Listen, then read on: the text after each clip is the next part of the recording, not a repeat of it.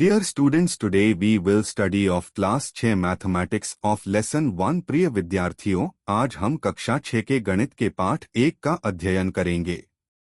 In this chapter we will read about patterns in mathematics।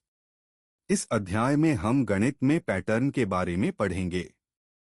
आपको math का chapter 1 समझाने की कोशिश कर सकता हूँ। ये चैप्टर पैटर्न्स इन मैथमेटिक्स के बारे में है। चैप्टर का पहला भाग 1.1 इंचेस व्हाट इज मैथमेटिक्स है। इस भाग में गणित को पैटर्न की खोज और उन पैटर्न के कारणों की व्याख्या के रूप में वर्णित किया गया है। ये कहता है कि ऐसे पैटर्न हमारे चारों ओर प्रकृति, हमारे घरों, स्कूलों और सूर्य, चंद्रमा और सितारों की गति में मौजूद हैं।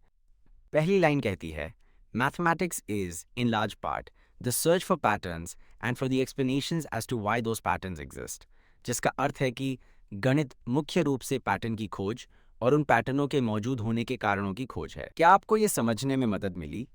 ठीक है, अगली लाइन है, such patterns indeed exist all around us, in nature, in our homes and schools, and in the motion of the sun, moon and stars। इसका मतलब है कि ऐसे पैटर्न वास्तव में हमारे चारों ओर मौजूद हैं, प्रकृति में, हमारे घरों और स्कूलों में, और सूर्य, चंद्रमा और तारों की गति में। क्या ये स्पष्ट है? बढ़ते हैं आगे।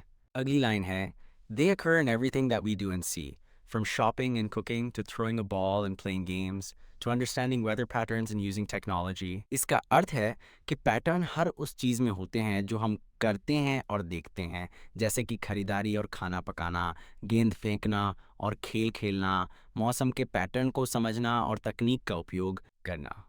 ये लाइन स्पष्ट हुई? चलिए फिर आगे बढ़ते हैं। अगली लाइन है, The search for patterns and their explanations can be a fun and creative endeavor। इसका मतलब है कि पैटर्नों और उनके स्पष्टीकरण की खोज एक मजेदार और रचनात्मक प्रयास हो सकता है। क्या आपको ये लाइन समझ में आई? अब आगे की लाइन है, It is for this reason that mathematicians think of mathematics both as an art and as a science। इस पंक्ति का अर्थ है कि इसी कारण से गणितज्ञ गणित को एक कला और विज्ञान दोनों के रूप में देखते हैं। क्या ये स्पष्ट है?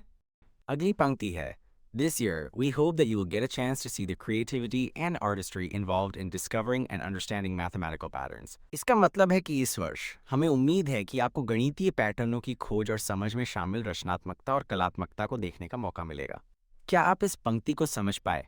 अब हम अंतिम पंक्ति पर आते हैं। It is important to keep in mind that mathematics aims to not just find out what patterns exist, but also the explanations for why they exist। इसका मतलब है कि ये याद रखना महत्वपूर्ण है कि गणित का उद्देश्य न केवल ये पता लगाना है कि कौन से पैटर्न मौजूद हैं, बल्कि ये भी कि वे क्यों मौजूद हैं। क्या ये पंक्ति समझ में आई? चलिए तो फिर अगली पंक्ति पर चलते हैं। Such explanations can often then be used in applications well beyond the context in which they were discovered, which can then help to propel humanity forward। इसका अर्थ है कि ऐसे स्पष्टीकरणों को अक्सर उन अनुप्रयोगों में उपयोग किया जा सकता है जो उस संदर्भ से परे होते हैं जिसमें वे खोजे गए थे, जो तब मानवता को आगे बढ़ाने में मदद कर सकते हैं। क्या ये पंक्ति समझ में आई?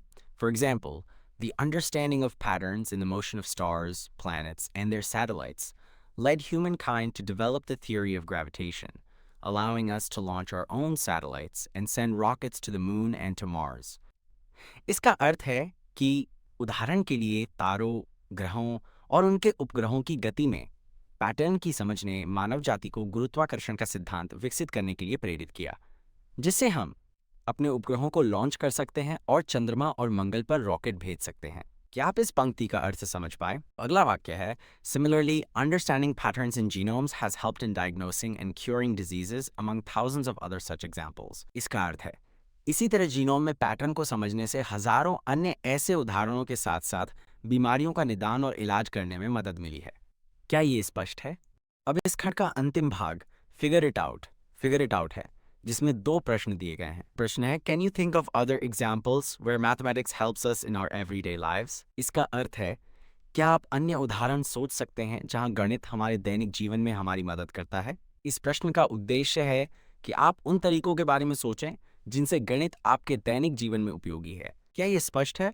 गणित हमारे दैनिक जीवन में कई तरह से मदद करता है। उदाहरण के लिए, जब हम खरीदारी करते हैं तो गणित का उपयोग करके ये तय करते हैं कि कौन सा सौदा सबसे अच्छा है, समय का प्रबंधन करते हैं, दूरी का अनुमान लगाते हैं या खाना बनाते समय रेसिपी को मापते हैं। दूसरा प्रश्न है, How has mathematics helped propel humanity forward? जिसका अर्थ है गणित ने मानवता को आगे बढ़ाने में कैसे मदद की है। इस प्रश्न का उद्देश्य है कि आप उन तरीकों के बारे में सोचें जिनसे गणित ने मानवता के विकास में योगदान दिया है। गणित ने वैज्ञानिक प्रयोगों को करने, अर्थव्यवस्था और लोकतंत्र को चलाने, पुलों, घरों या अन्य जटिल संरचनाओं के निर्माण और TV, mobile phone, computer, cycle, ट्रेनों, कारों, हवाई जहाज़ों, कैलेंडर, घड़ियों आदि जैसे उपकरणों के निर्माण में मदद करके मानवता को आगे बढ़ाने में मदद की है। यह सिर्फ एक शुरुआत है। गणित का उपयोग हर तरह से मानवता को आगे बढ़ाने के लिए किया जाता है।